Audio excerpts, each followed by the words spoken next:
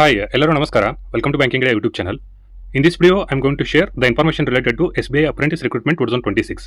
Along with that, I will also share my experience and performance in the same recruitment that held in the year 2023-24. ಅಂದರೆ S B I apprentice recruitment I think 2023-24 ಅಲ್ಲಿ ಅನಿಸುತ್ತೆ conduct ಮಾಡಿದ್ರು. ಆ ಟೈಮಲ್ಲಿ ನಾನು ಕೂಡ apply ಮಾಡಿದ್ದೆ. So exam level ಯಾವ ಥರ ಇತ್ತು, ಕ್ಲಿಯರ್ ಆಯ್ತಾ ಇಲ್ವಾ, ಆ್ಯಂಡ್ ನಾನು ಜಾಯ್ನ್ ಆದ್ನಾ ಇಲ್ವಾ, ಇದೆಲ್ಲರ ಬಗ್ಗೆ ಈ ವಿಡಿಯೋ ಥ್ರೂ ನಾನು ಶೇರ್ ಮಾಡ್ತೀನಿ. ಹಾಗೆಯೇ ಯಾರೆಲ್ಲ ಇದಕ್ಕೆ ಅಪ್ಲೈ ಮಾಡ್ಬೋದು ಅಥವಾ ಮಾಡಬಾರ್ದು, ಅಪ್ಲೈ ಮಾಡಿದರೆ ಟಾರ್ಗೆಟ್ ಸ್ಕೋರ್ ಏನಿರಬೇಕು, ಇದೆಲ್ಲದರ ಬಗ್ಗೆ I will discuss. So don't miss to watch till the end. First let me start with this year notification. ಅದರೊಳಗಡೆ ಫಸ್ಟ್ ಪಾಯಿಂಟ್ ನೀವು ನೋಡ್ಬೋದು, candidates can apply for engagement in one state only. So ಅಂದರೆ ಒಂದೇ ಸ್ಟೇಟ್ಗೆ apply ಮಾಡಲಿಕ್ಕೆ chance ಇದೆ. Multiple ಸ್ಟೇಟ್ಸ್ಗೆ apply ಮಾಡಲಿಕ್ಕೆ ಯಾವುದೇ ಥರದ್ದು ಆಪ್ಷನ್ ಇಲ್ಲ. ಆಮೇಲೆ ನೀವು ಆಲ್ರೆಡಿ ಇದು ಅಪ್ರೆಂಟಿಸ್ ಆಗಿ ಯಾವುದೋ ಒಂದು ಬ್ಯಾಂಕಲ್ಲಿ ಕಂಪ್ಲೀಟ್ ಮಾಡಿದ್ರಿ ಅಂತಂದರೆ ಫರ್ದರ್ ಅಗೇನ್ ನೀವು ಇದನ್ನು ಅಪ್ಲೈ ಮಾಡಲಿಕ್ಕೆ ನಿಮಗೆ ಚಾನ್ಸ್ ಇಲ್ಲ. ಸೊ ಇದು ಫಸ್ಟ್ ಪಾಯಿಂಟು.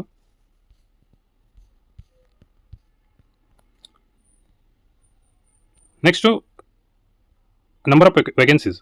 ಕರ್ನಾಟಕಕ್ಕೆ ಟೋಟಲ್ ನಂಬರ್ ಆಫ್ ವೇಕೆನ್ಸೀಸ್ 276 ಇದೆ. ಒಳ್ಳೆ ವೇಕೆನ್ಸೀಸ್ ಅಂತಲೇ ಹೇಳ್ಬೋದು. ನೀವು ಕ್ಯಾಟಗರಿ ವೈಸ್ ನೋಡೋದಾದರೆ SC 44, ST 19, OBC 74, EWS 27, UR 112. So total 276 vacancies ಇದೆ. ಟೋಟಲ್ ನಂಬರ್ ಆಫ್ ವೇಕೆನ್ಸೀಸ್ ಬಂದು 276. ಸೊ ಡಿಸ್ಟ್ರಿಕ್ಟ್ ವೈಸ್ ಇಲ್ಲಿ ವೇಕೆನ್ಸೀಸ್ ಕೊಟ್ಟಿದ್ದಾರೆ. Bagalkot 10, Ballari 15, Belagavi 13, Bengaluru rural 5, Bengaluru urban 7. So ಇದೇ ಥರ ಆಲ್ಮೋಸ್ಟ್ ಎಲ್ಲ ಡಿಸ್ಟ್ರಿಕ್ಸ್ ವೇಕೆನ್ಸೀಸ್ ಕೊಟ್ಟಿದ್ದಾರೆ. ನೀವು ಇದನ್ನು ಡಿಸ್ಟ್ರಿಕ್ಟ್ ವೈಸ್ ಅಪ್ಲೈ ಮಾಡಬೇಕಾಗುತ್ತೆ. ನೀವು ಹೋಮ್ ಡಿಸ್ಟ್ರಿಕ್ಟ್ ಆದರೂ ಚೂಸ್ ಮಾಡ್ಕೋಬೋದು, ಅಥವಾ ನಿಮ್ಮದು ನಿಯರ್ ಬೈ ಡಿಸ್ಟ್ರಿಕ್ಟ್ ಯಾವುದಾದ್ರೂ ಇದ್ದರೆ ಅದನ್ನಾದರೂ ಚೂಸ್ ಮಾಡ್ಕೋಬೋದು. ಐ ಥಿಂಕ್ 3 ಪ್ರಿಯಾರಿಟೀಸ್ ಏನೋ ಕೊಡಬೇಕು ಅಂತ ಅನ್ಸುತ್ತೆ, like first priority, second priority, third priority. So ಅದರೊಳಗಡೆ ನಿಮ್ಮದು ಮಾರ್ಕ್ಸು ಸ್ಕೋರ್ ವೈಸು ಅಲಾಟ್ ಆಗುತ್ತೆ, ಲೈಕ್ ಯಾವ ಡಿಸ್ಟ್ರಿಕ್ಟಲ್ಲಿ ಯಾವುದು ಬ್ರ್ಯಾಂಚು ಅಂತ ಹೇಳಿ. So this is all about vacancies, district wise vacancies. Age criteria ನೋಡೋದಾದರೆ ಮಿನಿಮಮ್ 20 ಇಯರ್ಸ್ ಇರಬೇಕು ಆ್ಯಂಡ್ ಮ್ಯಾಕ್ಸಿಮಮ್ 28 ಇಯರ್ಸ್ ಆಗಿರಬೇಕು ಆ್ಯಸ್ ಆನ್ 1/4/2026. ಆಮೇಲೆ ಫರ್ದರ್ ನಿಮಗೆ ಏಜ್ ರಿಲ್ಯಾಕ್ಸೇಷನ್ ಇದ್ದೇ ಇರುತ್ತೆ, like based on government of India guidelines. SC STಗೆ 5 ಇಯರ್ಸು, OBCಗೆ 3 ಇಯರ್ಸು. ಸೊ ಈ ಥರ. ಅಂದರೆ ಎಜುಕೇಷನಲ್ ಕ್ವಾಲಿಫಿಕೇಷನ್ ಆ್ಯಸ್ ಆನ್ 1/4/2026 ನಿಮ್ಮದು ಗ್ರ್ಯಾಜುಯೇಷನ್ ಕಂಪ್ಲೀಟ್ ಆಗಿರಬೇಕು from recognised university or institute. So ಇದು ಎಜುಕೇಷನಲ್ ಕ್ವಾಲಿಫಿಕೇಷನು. ನೆಕ್ಸ್ಟ್ ಇಲ್ಲಿ ಡ್ಯೂರೇಷನ್ ಆಫ್ ಟ್ರೈನಿಂಗ್. ಇದು ಕಂಪ್ಲೀಟ್ ಅಂದರೆ ಪರ್ಮನೆಂಟ್ ಜಾಬ್ ಅಲ್ಲ. ಸೊ ಅಪ್ರೆಂಟಿಸ್ ಆಗಿರೋದ್ರಿಂದ ಇದ್ರದ್ದು ಡ್ಯೂರೇಷನ್ 1 ಇಯರ್ ಇರುತ್ತೆ. ಸೊ ಅದನ್ನು ಮೆನ್ಷನ್ ಮಾಡಿದ್ದಾರೆ. Next stipend or benefit. ಇದು 15,000 ಪರ್ ಮಂತ್ ಇರುತ್ತೆ.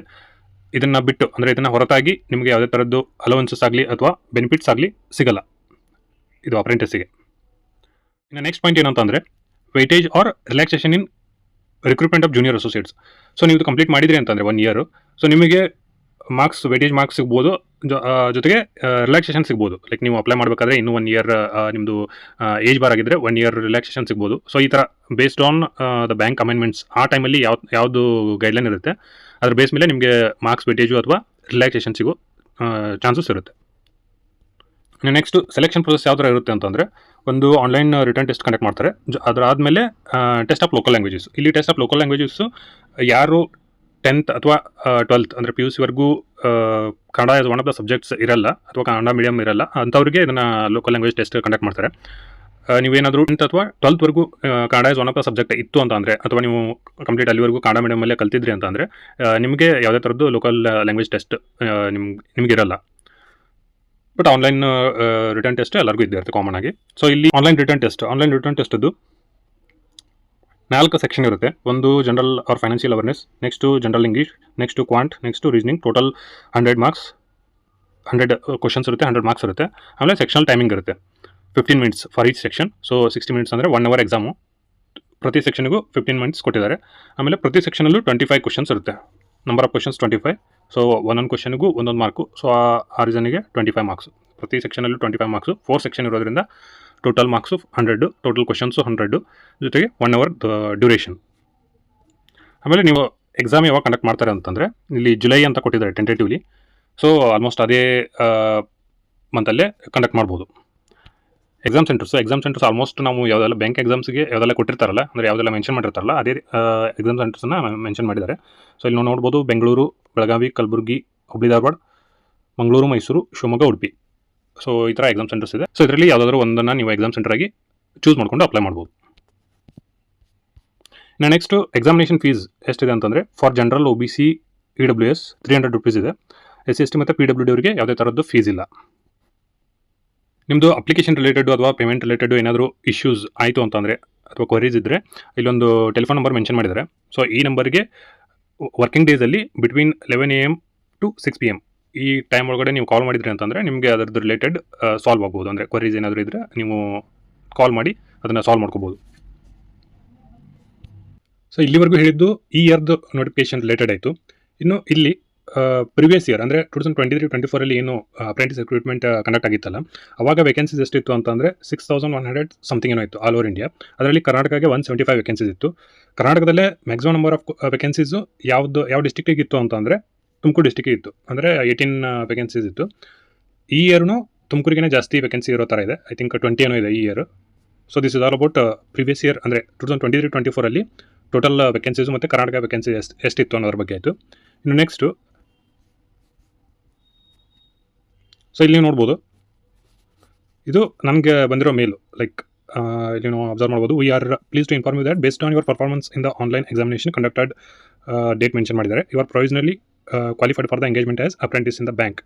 ಸೊ ಇದು ನೀವು ಸೆಲೆಕ್ಟ್ ಆದಮೇಲೆ ಅಂದರೆ ನಿಮ್ಮದು ಕಟ್ ಆಫ್ ಕ್ಲಿಯರ್ ಆಗಿ ಸೆಲೆಕ್ಟ್ ಆಗ್ತಾರಲ್ಲ, ಅವಾಗ ಒಂದು ಮೇಲ್ ಕಳಿಸ್ತಾರೆ. ಸೊ ಅದು ಮೇಲ್ ಬಂದಿರೋದು ಸ್ಕ್ರೀನ್ಶಾಟ್ ಇದು. ಸೊ ಇಲ್ಲಿ ನೀವು ನೋಡ್ಬೋದು, ಎಕ್ಸಾಮ್ ಕಂಡಕ್ಟ್ ಆಗಿದ್ದು 4/12/2023, 7/12/2023, 23/12/2023. ಸೊ ಈ 3 ದಿನ ಎಕ್ಸಾಮ್ ಕಂಡಕ್ಟ್ ಆಗಿತ್ತು.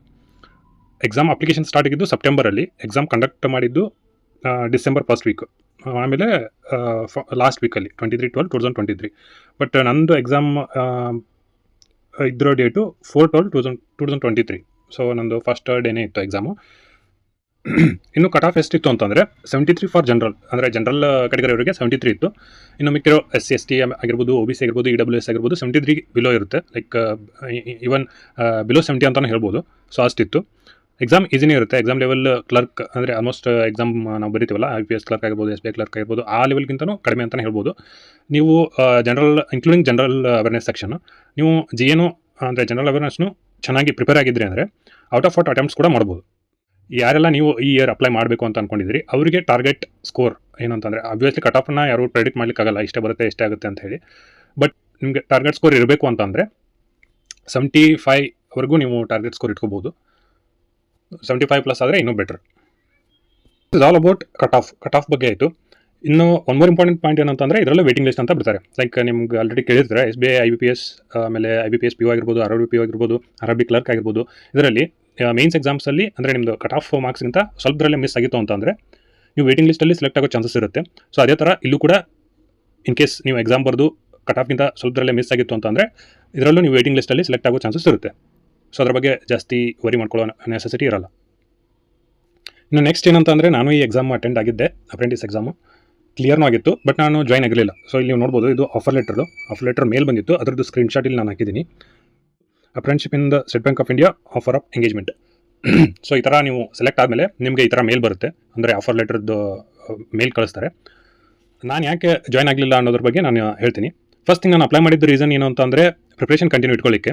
ಲೈಕ್ ಇವಾಗ ಎಕ್ಸಾಮ್ ಇದೆ ಅಂತಂದರೆ ಒಂದು ಸೀರಿಯಸ್ನೆಸ್ ಇರುತ್ತೆ. ಸೊ ಆ ರೀಸನ್ಗೆ ನಾನು ಅಪ್ಲೈ ಮಾಡಿದ್ದೆ, ಅದು ಫಸ್ಟ್ ಥಿಂಗು. ಸೆಕೆಂಡ್ ಥಿಂಗ್ ಏನಂತಂದರೆ, ಸೆಲೆಕ್ಟ್ ಆಗ್ತಾ ಬಿಡುತ್ತೆ ನೆಕ್ಸ್ಟ್ ನೋಡ್ಕೊಳ್ಳೋಣ, ಫಸ್ಟ್ ಅಪ್ಲೈ ಮಾಡಿ ಎಕ್ಸಾಮ್ ಚೆನ್ನಾಗಿ ಅಟೆಂಡ್ ಮಾಡಿ ಬರೋಣ ಅನ್ನೋದು ಒಂದಿತ್ತು. ಸೊ ಈ 2 ರೀಸನಿಂದ ನಾನು ಅಪ್ಲೈ ಮಾಡಿದ್ದೆ. ರಿಸಲ್ಟ್ ಬಂದ ಮೇಲೆ ಜಾಯ್ನ್ ಆಗೋದ ಬೇಡ ಅಂತ ನನ್ನ ಕಸಿನ್ ಒಬ್ಬರು ಆಲ್ರೆಡಿ SBI ಜೂನಿಯರ್ ಅಸೋಸಿಯೇಟ್ ಆಗಿ ವರ್ಕ್ ಮಾಡ್ತಾಯಿದ್ರು. ಸೊ ಅವ್ರಿಗೆ ನಾನು ಇದ್ರ ಬಗ್ಗೆ ಎನ್ಕ್ವೈರಿ ಮಾಡಿದಾಗ ಅವ್ರೇನು ಹೇಳಿದರು ಅಂತಂದರೆ, ಜಾಯ್ನ್ ಆಗೋದು ಬೇಡ ಅಂತ ಅಂದರು. ನಾನು ಯಾಕೆ ಅಂತ ಫರ್ದರ್ ಕೇಳಿದಾಗ ಅವರು ಆಲ್ಮೋಸ್ಟ್ ಎಲ್ಲ ಕೆಲಸ ಅಪ್ರೆಂಟಿಸ್ಗೆ ಹೇಳ್ತಾರೆ, ಸೊ ವರ್ಕ್ ಪ್ರೆಷರ್ ಸ್ವಲ್ಪ ಇರುತ್ತೆ, ಫರ್ದರ್ ನಿಮ್ಗೆ ಪ್ರಿಪ್ರೇಷನ್ಗೆ ಟೈಮ್ ಸಿಗಲ್ಲ ಅಂತ ಈ ಥರ ಎಲ್ಲ ಹೇಳಿದರು.